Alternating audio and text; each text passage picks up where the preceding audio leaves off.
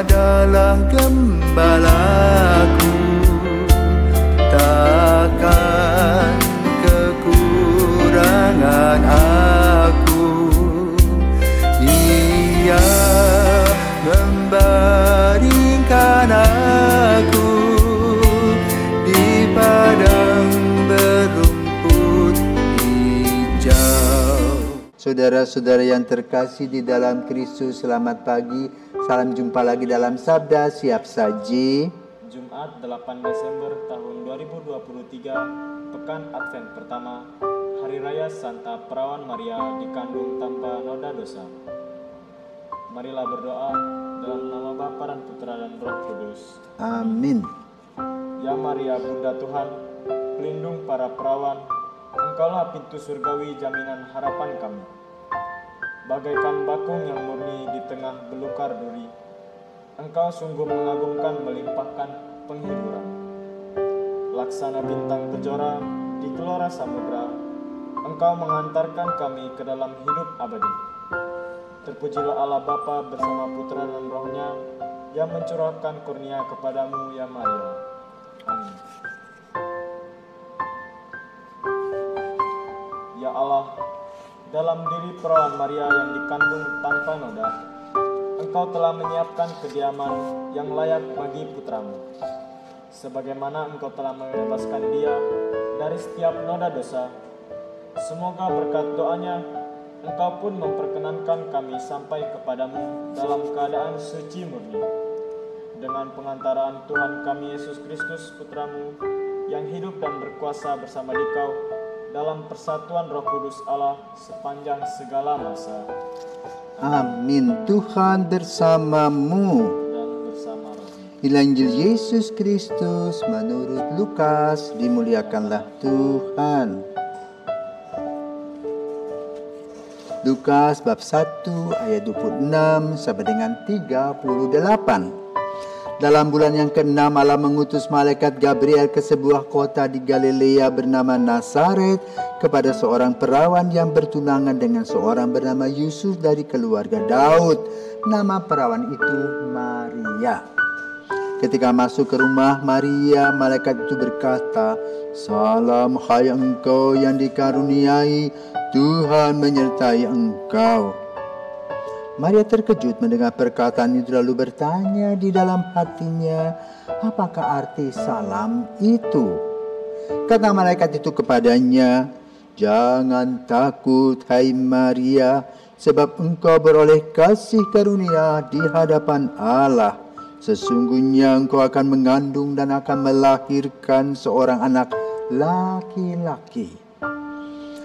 Dan hendaklah engkau menamai dia Yesus. Ia akan menjadi besar dan akan disebut Anak Allah yang Maha Tinggi.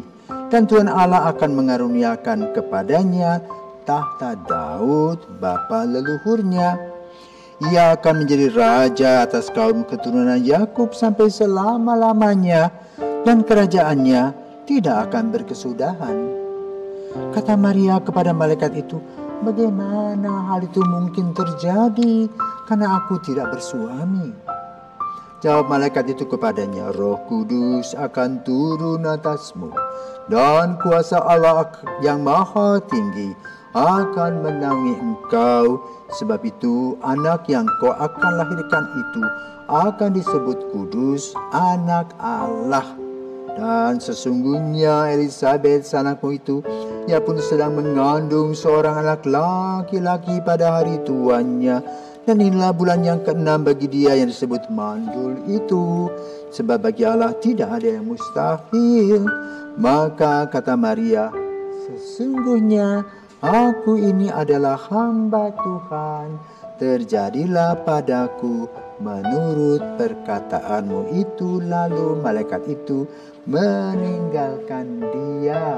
Demikianlah sabda Tuhan. Terpujilah Kristus. Selamat pagi Romo. Selamat pagi Hendrik. Di sini saya mau menanggapi sedikit Romo. Kan Maria ini dikandung tanpa noda dosa ya Romo. Jadi bisa disebut kalau Maria ini sebagai wanita yang spesial. Saya juga masih bingung kalau bagaimana mungkin kalau seumur hidup Maria itu ia tidak berbuat dosa gitu. Ya, baik. Selamat pagi para pirsawan dan selamat pagi Hendrik. Katanya Hendrik bingung, Maria itu kok bisa dikandung tanpa noda dosa? Ya itu rahasia Tuhan.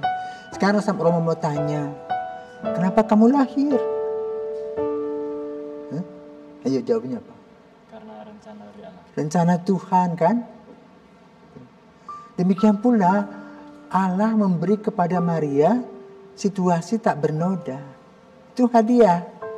Sama seperti kamu diberi rambut keriting. Ya toh? Hidungnya agak mancung sedikit. Ya kan? Itulah. Lalu garis kasih bilang, hitam manis, hitam manis. Ya kan begitu? Yang hitam manis, pandang tak jemu, pandang tak jemu. Kan begitu? Kenapa? Tuhan memberi kepada kamu ketampanan itu. Ya, kamu nggak minta, muncul begitu. Ya, oke. Jadi kembali kita kepada sejarah. Ya. Kapan sih Maria itu tadi kita mendengar dari Injil itu loh. Ya, mendapat kabar gembira itu loh. Dan dari mana itu bisa terjadi? Apakah Lukas itu mengarang? Saya kira tidak. Lukas adalah seorang dokter yang belajar biasanya objektivitas. Penyakit. Ya. Penyakit gatal tidak diberi obat batuk. Ya kan? Kalau diberi obat batuk gatalnya tetap merajalela. Itu loh. Jadi pasti dia. Nah, kenapa kok dia menulis itu? Apakah dia mengarang? Tidak. Rupa-rupanya ya, ketika Yesus sudah wafat kan tidak ada lagi penyembuhan. Maria mengalami kesulitan juga sebagai orang tua, sakit. Begitu. Ya. Nah lalu Yohanes yang tinggal bersama Maria mendengar ada seorang dokter bernama Lukas. Ya. Dan itu muridnya siapa? Murid Paulus. Dia adalah orang yang mendengarkan, jadi boleh katakan fans ya. Fans para rasul itu. Maka kemudian dia datang ke Ibu Maria yang sudah boleh katakan tua, memasuki masa senja. Dan di sana mereka duduk. Biasanya kita kalau mengunjungi orang tua-tua itu ceritanya tentang masa lalu. Ya. Maka lalu Maria menceritakan tentang pengalaman ini. Bagaimana malaikat datang dan sebagainya dan seterusnya. Ya. Maka tiba-tiba dia mengandung. Dan terjadi dialog yang disebutkan itu. Maria mengkritisi apa yang disampaikan sama malaikat secara manusiawi akal budi. Bagaimana mungkin dia katakan, aku belum bersuami. Hebat boleh katakan Maria. Tahu ilmu biologi ya. Lalu dituliskan. Maka lalu kemudian gereja untuk mengingatkan kasih karunia Tuhan kepada Bunda Maria, mengajarkan kepada umat Katolik untuk selalu berdoa Angelus jam 6 pagi, jam 12, jam 6 sore. Ya. Nah, saudaraku terkasih, selamat pagi dari Malaka kembali. Ini hari ketiga proyek Katarak Mata. Di sini ibu-ibu yang berseragam itu luar biasa, ya. Mereka membentuk komunitas cinta kasih ini pada tahun 2001. Ya. Maka tahun ini adalah tahun ke-23. Awalnya sederhana membentuk komunitas ini. Ya. Ibu ini kan suka makan. Ya. Dari restoran yang satu ke restoran yang lain. Dulu Romo itu selalu dikirimi agar-agar. Manis-manis, diundang makan. Saya bilang, aduh, kok makan terus? Gimana kalau disisihkan sebagian uang makan supaya kita tidak jadi jumbo? Karena ibu-ibu melebar-lebar badannya. Maka kemudian mereka mengumpulkan uang dan kita setorkan pertama kali itu ke Panti Asuhan Sidi Astu untuk membiayai 2 anak dalam 1 bulan. Lalu dari mulut ke mulut, betapa bahagianya ya kita bisa memberi biarpun sedikit. Itu adalah kepuasan batin. Ya. Maka lalu tersiar dari mulut ke mulut, lalu orang mulai menyumbang. Wih, ajaib.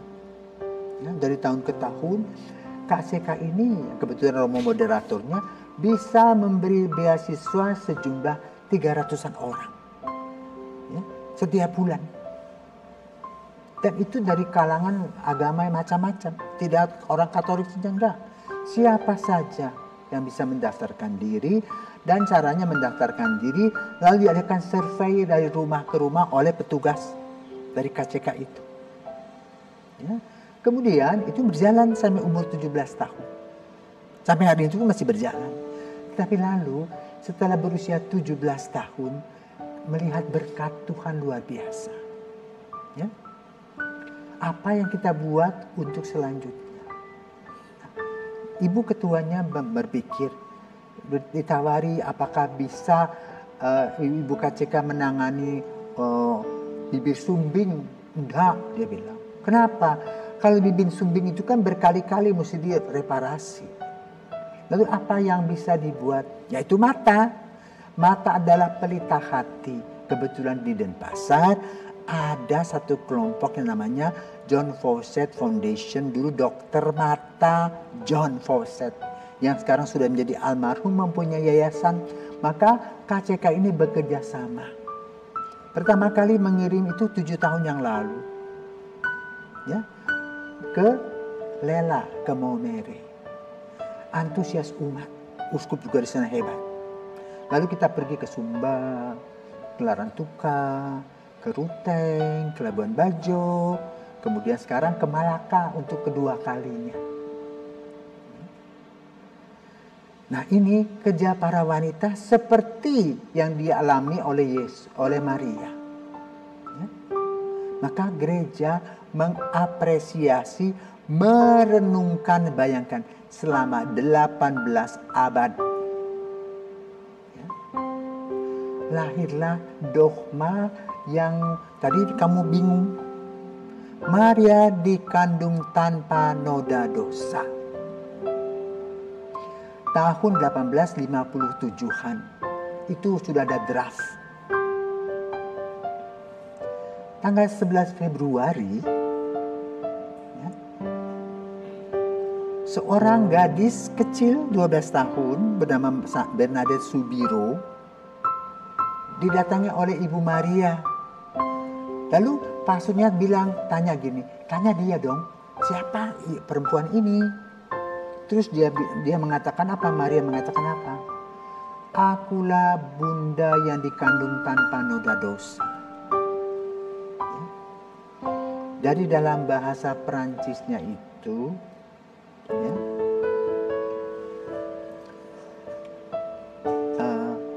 Maria, kalau Assunta naik ke surga, Maria apa ya? Nah, coba saya kok lupa, ya. Maria dikandung tanpa noda dosa, ya, tanpa noda dosa. Dan itu pastornya kaget waktu mendengar anak kecil 12 tahun itu.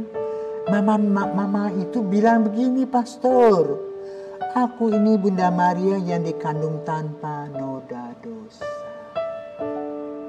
Oh, ya, seperti itu. Maka lalu dogma itu ditampilkan. Ya.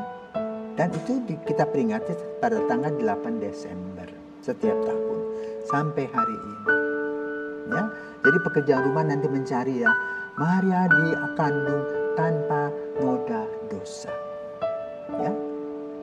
Itu apa tuh? Sekarang sudah lupa dimensia. Apa intinya? Tuhan punya pekerjaan tadi memberi kepada setiap orang melalui karya keselamatan. Dan Maria dipakai alat oleh Tuhan untuk menjadi ibu Yesus. Karena Yesus putranya, maka dia mempersiapkan juga seorang ibu yang bersih dari dosa. Karena itu dalam penelitian biologi, kromosomnya XXXA. Itu untuk kita. Dia nggak XA. Karena dia ada terang Roh Kudus. Seperti itu. Ya. Maka hari ini kita memperingati Maria dikandung tanpa noda dosa. Dengan bacaan yang kita dengar tadi, Maria diberi kabar oleh malaikat Tuhan, sebagaimana kita setiap hari diberi pewartaan kabar gembira oleh Tuhan melalui malaikatnya. Dan malaikat-malaikat kita siapa? Orang tua kita, ya, yang selalu mempersiapkan makanan, ya, pakaian, uang sekolah. Coba pikir orang tua, pagi, siang, malam kerja. Ya. Lalu pertanyaan untuk kita, anak-anak ya terutama, apakah anak-anak bersyukur kepada Tuhan atas kasih karunia yang diberikan kepada orang tua?